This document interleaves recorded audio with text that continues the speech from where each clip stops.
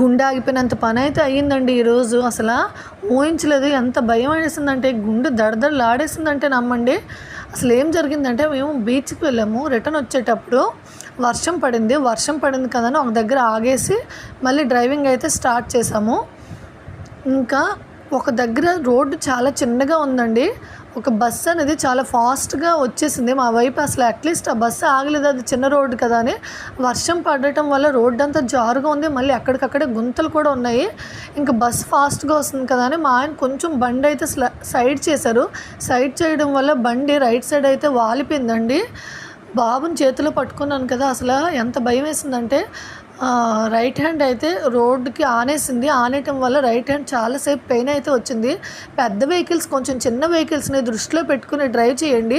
మీ పెద్ద వెహికల్స్ ఎటో ఒకవైపు తప్పించుకోగలగని, చిన్న వెహికల్స్ అనేవి పక్కన గొంతుల్లోనే ఎందులోనో పడిపోవాల్సి వస్తుంది, కానీ తప్పించుకోవడానికి ఇంకో అవకాశం అయితే ఉండదు కదా.